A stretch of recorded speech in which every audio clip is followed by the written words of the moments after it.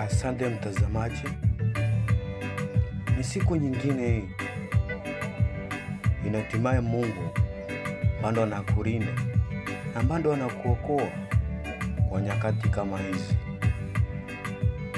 Basi karibu tena katika neno la siku, na nina imani litakujenga na litakufanya uwe sawa.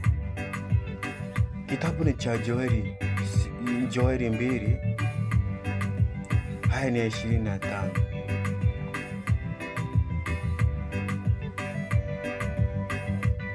Hivi inasema, the impossible with man are the possibility with God.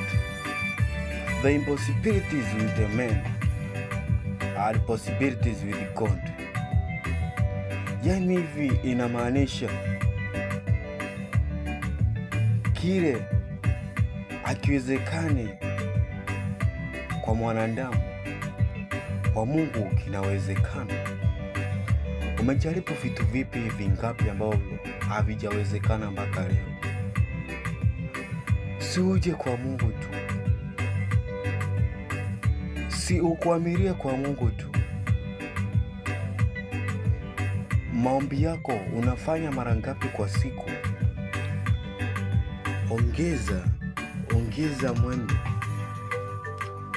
ongeza bidii, na utasikia sauti ya Mungu. Utasikia Mungu akikunenea.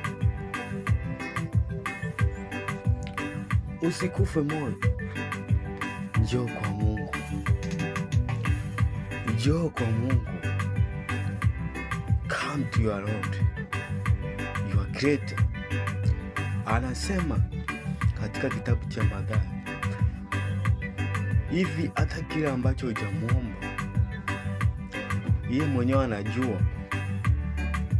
Hata hakuna haja ya kupaza sauti mingi sana, hakuna haja ya kupaza. Ingia kwa nyumba yako, muombe kwa utaratibu na anakusikia. Anasema ako kila mahali. Ukiinua tu mkono wako hivi, kwa hiyo upitishe, una uwezo wa kupata. Mungu akulinde, Mungu akujalie na kile ambacho unatarajia kutoka kwake.